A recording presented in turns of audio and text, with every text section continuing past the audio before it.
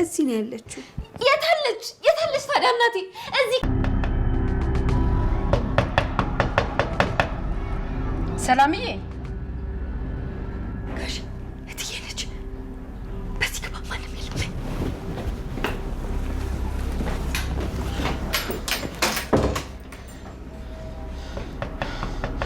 ተባል ደሬት አለ። ውይ እሱማ ስራ አለብኝ ብሎኝ እኔን ሸኝቶኝ ሄደ። አንቺ ተነቃቅተናል። የአራስ ምግብ ለምደሽ ነው አይደለ? እንደ ጎረቤት ድመት ኩስስ እያልሽ የምትመጪው። ሰላምዬ እውነቷን ነው? አዎ ይሄ የትኛውት ከዛሬ 21 ዓመት በፊት ነው። አባዬ ምንድን ነው የምታወራው? ከእሷ ጋር ነበር አልጋ ላይ ወደቅኩት። ማርታ በሰዓቱ ለ1 ዓመት ያህል ለትምህርት ወደ ውጭ ሀገር ሄዳ ነበር። የሰላም ወዳደገ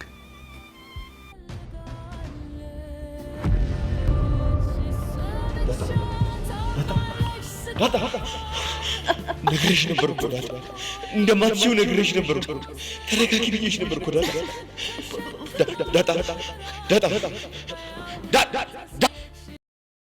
ዳጣ ራሷን ስታወደቀች። ዳጣ የሰማችውን ማመን አቅቷታል። ጋሽ ደረጀ የተደፈነውን አፈነዱት፣ የተደበቀውን አወጡት። እጅግ የሚያሳዝን መጨረሻ። ዳጣ ከአቅሟ በላይ በሆነ ጭንቀት ራሷን ስታወደቀች። ጋሽ ደረጀ ከባድ አጣብቂኝ ውስጥ ገቡ። እናቴ የት ናት ትላለች እናቷ አጠገቧ ተቀምጣ። የዋህነት አምላክ ወይዘሮ ማርታ ሚስጥሩን ቀጥ ብላ ልትሰማው ስትል እግዚአብሔር አውጥቷቸዋል። አንዳንድ ጊዜ ነገሮች ለበጎ ናቸው ይባላሉ። ሰላም ሰላም፣ የተከበራችሁን የተወደዳችሁ ውድ ቤተሰቦች ሰላማችሁ ይብዛልኝ። ተወዳጁ ዳጣ እጅግ አጓጊና እጅግ ልብ አንጠልጣይ እንደሆነ ቀጥሏል ማለት ነው። እጅግ የሚገርም ነገር ነው የተፈጠረው። እናቷን በጉጉት በስስት በናፍቆት ስጠብቅ የነበረችው ዳጣ የሰማችውን ነገር ማመን አቅቷታል። ገና ወደ ሰላምዬ ቤት ሲሄዱ ጥርጣሬዋ ጨምሮ ነበረ። ወደ ሰላምዬ ቤት ሲሄዱ አባዬ የቱ ጋ ነው? እዚህ ናት እንዴ? ሰላምዬን ጠርጥሬያት ነበረ እናቴን ታውቃታለች ብዬ እያለች ዳጣ በጭንቀት የተዋጠችው። አሁን ግን እውነታው ሊፈነዳ ሀቁ ሊገለጥ ጫፍ ደርሷል። ወይዘሮ ማርታም ሰላምዬን ሰፕራይዝ ላድርጋት በማለት ወደ ሰላም ቤት ስትከንፍ ሄዳ ነበረ። በጣም የሚያሳዝንና ልብ የሚሰብር አጋጣሚ። ጋሽ ደረጀ ከምጥ ወጥተዋል። ጋሽ ደረጀ ከጭንቀት ተርፈዋል። እጅግ የሚያሳዝነው ጋሽ ደረጀን ፈልጌዋለሁኝ አብረን የምንሄድበት ነገር አለ ስትል ትፈልገው አሁን ሰላምዬ ቤት ብታገኙ ምን የሚሰማት ይመስላችኋል? በጣም የሚገምተው የምጠረጥረው በእርግጠኝነት ራሴን ማዳመጥ አቅቶኝ ነው እንጂ ሁሉም አቅጣጫዎች ወደ ሰላም ነው የሚጠቁሙት። የተወለደው ልጅ አባቱን አላውቀውም፣ የዳጣን እናትና አባት አላውቅም። ስለዚህ ሀሳቤ፣ ጭንቀቴ፣ ጥርጣሬ ልክ ነው የሚል ግምት ይመጣባት ነበረ። በጣም የሚያሳዝነው ነገር አትችዩም፣ ከአቅምሽ በላይ ይሆናል፣ ተረጋጊ፣ እናትሽ ምን ትመስላለች፣ ብታገኛት ምን ታረጊያታለሽ እያሉ ከወፊቱ ሬዲ እያረጓት ነበረ ዳጣን። ዳጣ ግን ደስታው ብቻ ነው የሚታያት። ጭንቀቱና የገመተችው ነገር በፍጹም አልተገጣጠመላትም። ልጄ ከሰላም ጋር ተኝቻለሁ ከዛሬ 21 ዓመት በፊት 1 ወር 2 ወር 3 ወር ሆነ። በመጨረሻም አንቺን ተጸነሽ። ማርታ ለ1 ዓመት ከ9 ወር ለ1 ዓመት ከምናምን ከሀገር ውጭ ነበረች። አጋጣሚው ያ ነው አንቺ ተረግዘሽ የተወለድሽበት። ልትመጣ ስትል አንቺ ቀድመሽ ተወለድሽ። በ3 ሳምንትሽ ወንድም ያውጥቶ ጣለሽ። ያቺ ተጠቅልላ መንገድ ላይ ተጣለችው ጨቅላ ህፃን አንቺ ነሽ። እባክሽን ልጄ ይቅር በይኝ። ዳጣ የሰማችውን መገመት አምኖ መቀበልም አቅቷታል። በጣም የሚያሳዝን መጨረሻ፣ ልብ የሚሰብር እውነታ፣ የተዳፈነ ረመጥ፣ የሚያቃጥል ጸጸት። ደረጀ አንገቱን ደፍቶ አይኗን እንኳን ሳያይ ነበረ ታሪኩን እየነገራት ያለው። እመኝኝ ወንድም አለሽ እያላትም ሲነግራት የነበረው ኦልሬዲ አብጌል ወንድም ተወለደልሽ፣ እናትሽ ሰራተኛ ናት ወዘተ እያለቻን ነበረ። ይህ ማለት ደብቀው ነው እንጂ ናታንና አብጌል ያውቃሉ የሚለው ግምት ነው የሚመጣባት። ግን ዳጣ በዚህ ድንጋጤ ፓራላይዝ እንዳትሆንና ራሷን ስታ የሆነ ነገር እንዳትሆን የብዙዎቻችን ስጋት ነው። ከአቅሟ በላይ በሆነ ጭንቀት እጅግ በሚገርም ሁኔታ ስትረስ ሁና ወዲያውን የወደቀችው። ጋሽ ደረጀ ግን እያለቀሰች እያነባች የምታዳምጠው ነው የመሰለው። እሱም አይኑን ገልጦ አላያትም፣ ቀና ብሎም አላያትም። ብቻ በጸጥታ እያዳመጠች ነው።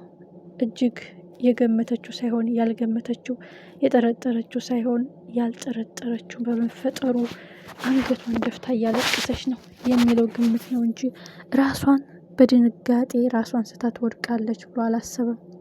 ዳጣ ግን ከአቅሟ በላይ በሆነ ያልገመተችው የሰማችው ራሷን መቆጣጠር አቅቷት ራሷን ስታለች። መሳትም አይደለም መሳት የወደቀችው፣ በጣም የሚያስፈራ የሚያስደነግጥ ህይወቷን አደጋ ላይ የሚጥል ቀጥ ድርቅ ብላን የቀረችው። ባልነግራት ባታውቅ የጓጓችላት እናቷን ሳታቅፋት እጅግ የሚያሳዝነው ከባድ ስትሮንግ የሆነ በሽታ እንዳይዛት ነው። ምክንያቱም ደረጀ የሚፈራው ይሄንን ነው። ድንገት ብነግራት ጸጥ ትላለች የሚለው ነገር ነው። አሁን ሁሉም ነገር ነው የሚያሰጋው። አንደኛ ዳጣ አካል ጉዳተኛ ወይም ፓራላይዝ ከሆነች ከምን አንጻር እንዴት ሆኖ የሚለው ግምት ከባድ ጭንቀት ያመጣል። ገና አቢጌል ስትሰማ የተወለደው ልጅ የዳጣ እናት ሰላም ናት ወንድሟም ነው የሚባለውን ስትሰማ ማመን ያቀታቸዋል። ለወይዘሮ ማርታ አልነግራትም ይቆይ 1 ቀን 2 ቀን እያሉ ሲጨናነቁ የነበሩበት ይህን ፈርተው ነው።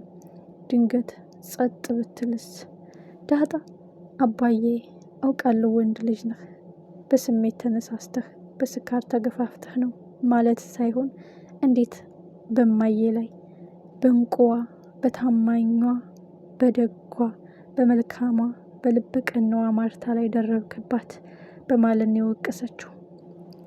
እሷ ናት እናትሽ የሚለውን ስትሰማ ግን ራሷን ስታን የወደቀችው። እጅግ ለማመን የሚከብድ ለገመት ቢባል የማይገመት ልጠርጥር ቢባል የማይጠረጠር ጠርጥራ ገምታ ጠይቃቸው መልስ ያጣችው ዳጣ ዛሬ ግን እንቅጩን ሰማች፣ ሀቁን አረጋገጠች፣ እውነታውን ተረዳች። የሰማችው ማመን አቅቷት ራሷን ስታወደቀች። ደረጀ ሲፈራው ሲጨነቅለት የነበረው እውነታ ይሄ ነው። አሁን ዳጣ ጤናዋ ምን ላይ ይደርስ ይሆን? ከባድ ዘለቄታዊ የስትሮንግ በሽታ ይገጥማት ይሆን ወይስ በድንጋጤ ብቻ ነው ራሷን ስታ ለደቂቃና ለሰዓታት ጸጥ የምትለው?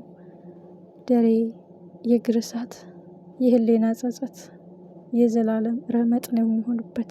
በዚህ አጋጣሚ ዳጣ አንድ ነገር ከሆነች፣ በዛ ላይ ናታን ዳጣ እናቷን ልታውቅ እንደሄደች ያውቃል። አቢጌልም እንደዛው። በዛ ላይ ወይዘሮ ማርታ ሰላምዬ ጋ አግኝቻት የሚለውን ነገር ከሰሙ ሜቢ እሷ ልትሆን ትችላለች እናቷ ብላ ትደመድማለች ማለት ነው አቢጌል። እውነታው የቱ ጋ ነው ያለው? ሀቁን ማን ነው የሚያወጣው? ሀቁ በዚህ ዋስ ታኮ ይፈነዳል፣ ይገለጻል፣ የደፈረሰው ይጠራል ስንል ዳጣ የጤና መታወክ ሊገጥማት ነው ማለት ነው። እጅግ በሚያስደነግጥ በሚያስፈራ ለመገመት በሚያዳግት መልኩ ጸጥ ብላለች። ምን ይገጥማት ይሆን? ዘለቄታዊ ህመም ወይስ ቅጽበታዊ ድንጋጤ?